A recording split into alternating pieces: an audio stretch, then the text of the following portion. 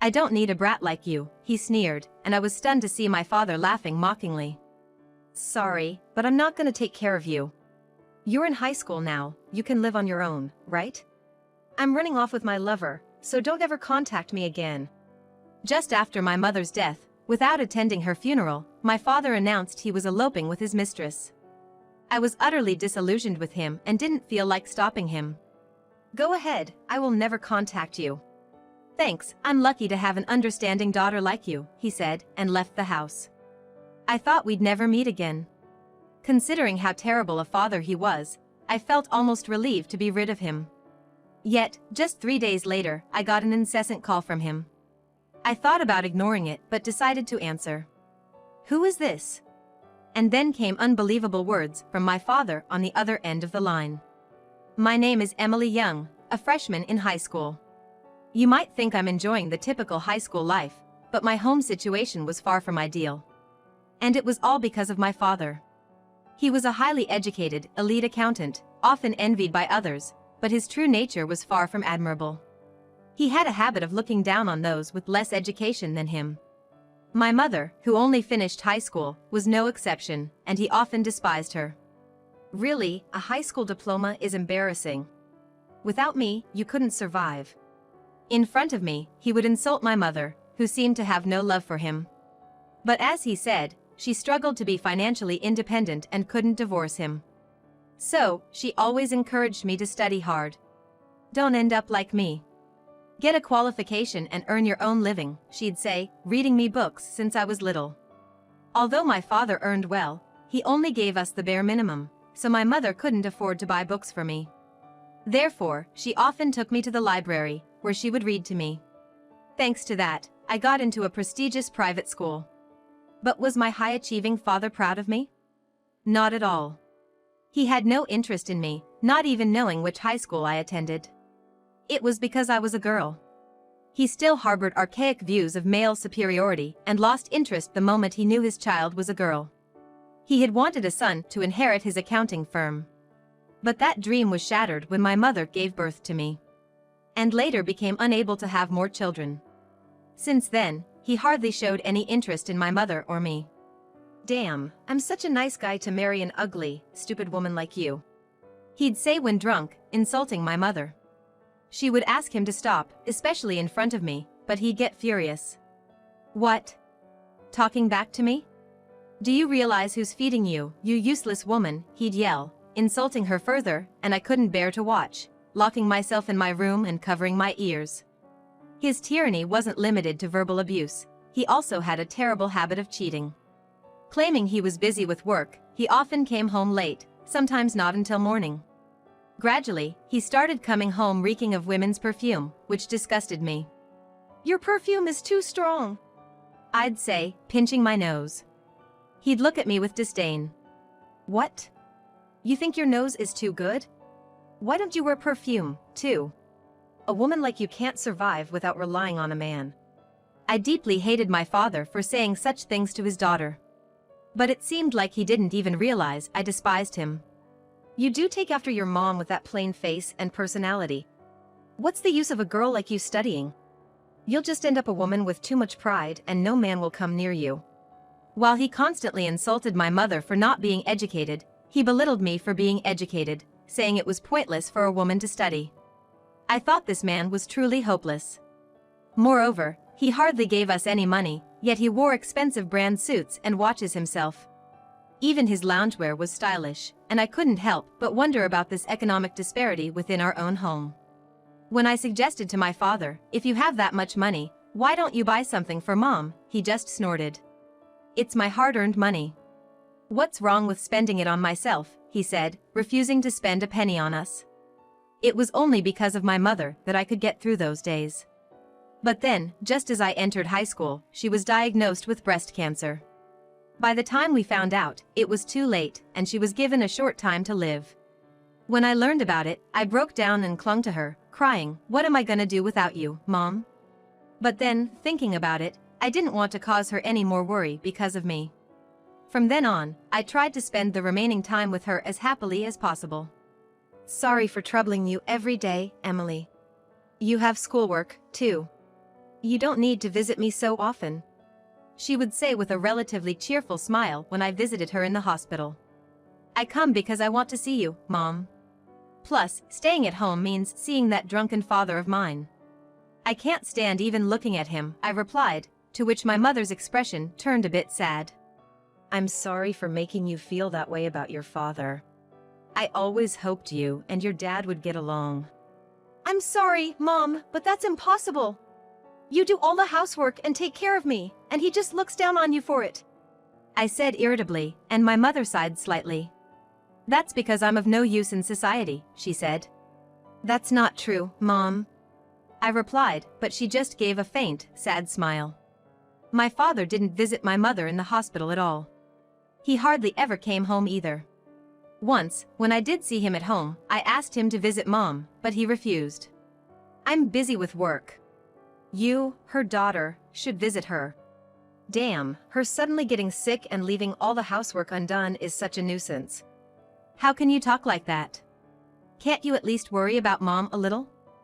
I said, and he replied with disgust, worry? I'm more worried about my own future. She promised to take care of me for life, and now she gets sick so soon. It's unbelievable. I couldn't contain my anger and glared at him. What's with that look? You do realize you're living off me, right? I wanted to leave this house, but frustratingly, he was right. I was still a freshman in high school and under his roof. Then, a month later, my mother passed away. Grieving, I was busy preparing for her funeral. My father insisted we didn't need to have a funeral and didn't help at all, but I wanted to give my mother a modest funeral. I called him, busy with work and not coming home. Hey, I've decided to hold a funeral for Mom, so please come. When did I stop calling him Dad? That thought crossed my mind, but I had no intention of using that term ever again.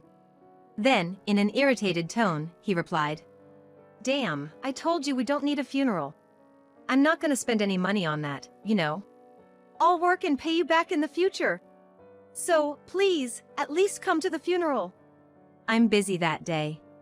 Plus, I hate such pathetic events like funerals, he said, and hung up unilaterally. I was left speechless. Even if our relationship had soured, he was still married to her for years. Yet, he wouldn't be there for her final moments or even attend her funeral. This was the last straw for me. I completely lost any respect for my father. The next day, something unusual happened. I thought it was rare for my father to be home, but there he was in the living room, with a big suitcase. Seeing my puzzled face, he blurted out, I don't need a brat like you, he sneered, and I was stunned to see my father laughing mockingly. Sorry, but I'm not gonna look after you. You're in high school, you can live on your own, right? I'm eloping with my lover, so don't ever contact me again. Just after my mom's death, without attending her funeral, my father announced his elopement with his mistress. I was utterly disillusioned with him and had no intention of stopping him. Just do what you want, I definitely won't contact you. Thanks, I'm lucky to have such an understanding daughter, he said and left the house. I thought that was the last time we'd see each other. Considering how terrible he was as a father, I felt strangely refreshed to be rid of him. Yet, just 3 days later, I received an incessant call from him. I thought about ignoring it but then decided to answer. Who is this? Caught off guard by my response, he stuttered. You! How can you ask who is this to your own father? I retorted just as fiercely. You really think I still consider you my father? Are you stupid? At this, he seemed even more flustered. Hey, you've done something terrible, you know? Because of you, I might lose my job. What are you talking about? I haven't done anything. Weren't you the one who said never to contact you again? I replied nonchalantly. Then, at the peak of his anger, he shouted over the phone. Is this really the time for that? I know it's your doing. Listening to him huffing and puffing in anger, I couldn't help but laugh. Yes, he was right. The predicament he found himself in was my doing. This goes back to before my mom was diagnosed with breast cancer. Fed up with my father's constant infidelity, I decided to gather evidence of his affairs by looking through his phone. When he was drunk, he often carelessly left his phone unlocked and fell asleep. I quickly took his phone from his hand and started sifting through the photos. There they were, countless photos of my father with a woman who seemed to be his mistress. I saved those photos to my phone.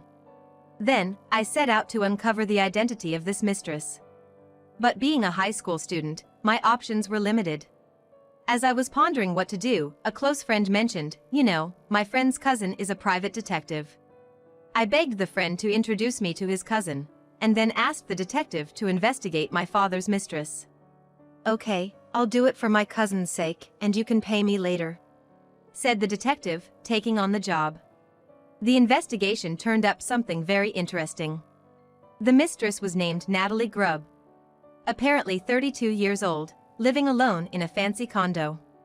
But this condo is too big for one person. The detective mused, digging deeper. He discovered that Natalie had a husband who was on an overseas assignment.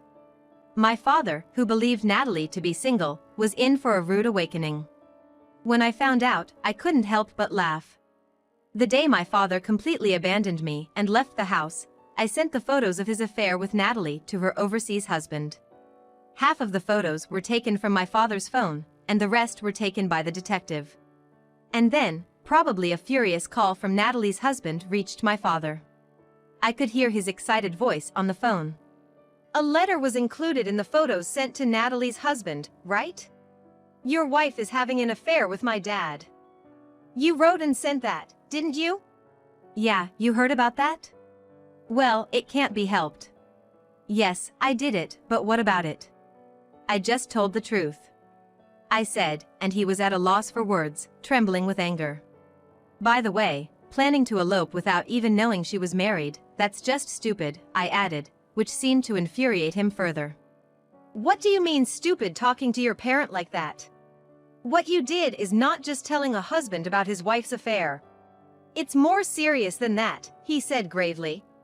Curious, I asked in a puzzled tone. "What? What do you mean?" "That's the problem, you don't understand the gravity of the situation," my father continued, his voice trembling. "Natalie's husband, he was an important executive at a major client of my company." "No way, really?" I exclaimed in surprise, but I already knew that. Unaware of this, my father lamented in a dark tone. "Oh, I'm finished. How did it come to this?" The detective's investigation had revealed that Natalie's husband was an executive at S Corporation, a publicly listed company, and a key client of my father's firm. When I learned that S Corp was a major client of my father's company, I felt a thrilling sense of excitement. This was my chance for revenge for my mother. "Natalie's husband stormed into the office yesterday. He spread the affair photos of me and Natalie all over the company. I was so shocked, I froze for a moment." "Serves you right," I said coolly. "Quiet. You have no idea how much contempt I faced from my employees. Me, the president, being ridiculed by those lower-level employees, it's humiliating." I couldn't help but laugh at his words. My father, always so proud and looking down on everyone else, was now scorned by his own employees. The irony was too much. "Then, the president of S Corp called and said they're ending their business with us." "Wow, that's serious." "You really don't get it, do you? It's not just that. After S Corp pulled out, all my employees submitted their resignations." I was shocked at his words. "Everyone? Why would they do that?" "Because without S Corp, my company is finished." "Is that so?" My father's accounting firm was a small office with about 5 employees. He was in charge of sales, but he hated it due to his high pride. Apparently, almost all the firm's revenue came from S Corp. The employees, fed up with my father's tyranny, must have decided to leave en masse once S Corp withdrew. I was surprised that things had escalated to this extent. But given everything my father had done, it felt like just desserts. Natalie had left him, his employees were gone, and my father was now completely alone. He had always been indifferent to my mother and me, but it turned out he was weak to loneliness, which probably led to his repeated infidelity. Feeling lonely, he suddenly made an outrageous proposition. "Well, it's fine. I was thinking of coming back home anyway." "What do you mean?" "Well, I've broken up with Natalie, and I'm all alone now. I thought I'd come live with you. His audacious suggestion was revolting to me. How could he have the nerve to come back now? As if we could ever live together harmoniously after everything. There's no way I'm living with you. I don't want to live with you at all. I flatly rejected his proposal. Yet, seemingly oblivious to how much I despised him, he clung to the idea. Don't be so stubborn, you're still in high school, aren't you? Still a child. You should want to live with your parent, right? The audacity of his statement was astounding, especially after he'd said I could live on my own because I was in high school. How can he shamelessly say such a thing? Unfortunately for you, I can live just fine without you. In fact, my life would be a mess with you around, so don't you dare come back. I said, and he became angry. What are you talking about? That house you're living in is my house. It's only natural for me to return. No matter what you say, I'm definitely coming back. Faced with that reality, I had no choice but to concede. That's true, this house is in my father's name, so I don't have the right to refuse him. That's true. I reluctantly agreed, saying that. Hearing my resigned response, he sounded relieved. Right? So, from now on, let's live together as a family, just you and me. To his cheerful suggestion, I coldly retorted. No, it's fine. I'll be leaving. What? What do you mean? Where are you planning to go? My father asked, surprised by my words. I'm going to my grandparents' house in Nebraska. Living with you? No thanks. It's my mom's parents' place. When I had learned about Natalie being married, I suspected my father would eventually return to this house. So, I had already contacted my maternal grandparents in Nebraska as a precaution. They gladly agreed to take me in. My father's parents, much like him, were selfish and unmanageable, so I barely kept in touch with them. Hearing this, my father sounded troubled. Don't say that.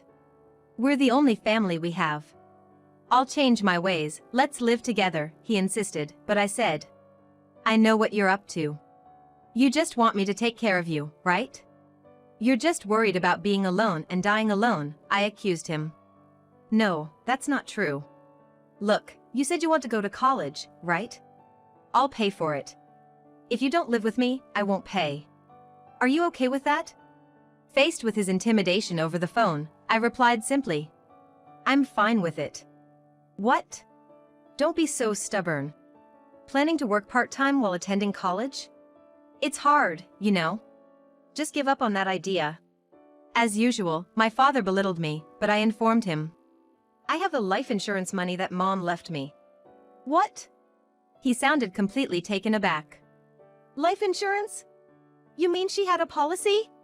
Yes. Yes, after my mother passed away, she had made sure I wouldn't struggle financially by taking out a life insurance policy. She had become ill after giving birth to me, and that's when she started worrying about what would happen to me if she fell ill again and left me alone. My father had no interest in me since then, and his infidelity was rampant. She was worried that after she was gone, he wouldn't provide me with enough money for college or even basic living expenses. So, she managed with the meager allowance my father gave and did some work from home without him knowing, just so she could pay for the insurance. Wait a minute. Where did the money for that insurance premium come from? She was just a housewife, right? So, does that mean she used my money to pay for it? My father said, as stingy as ever. If she took out insurance with my money, then I should get the payout, right? I couldn't believe he'd think there's a law for that, but I told him. No, you're wrong. Mom was working from home while being a housewife. She used that money for the insurance. What? My father, who had lived as he pleased, didn't want my mother working outside and never allowed her to even have a part-time job. So, she chose work she could do from home and earned a small income without him knowing. Hearing this, he muttered. I've been deceived. She was doing all that behind my back. I couldn't hold back my anger at his words. Deceived, really? Can you believe it? She struggled so much because you only gave her the bare minimum to live on. All my clothes were bought from auction sites. I never got new clothes. I don't think she ever spent money on herself. He was silent, unable to make a sound. And yet, you were out there splurging on brand-name goods and luxury items, enjoying life alone. You're the worst. But I had to spend on my appearance for work.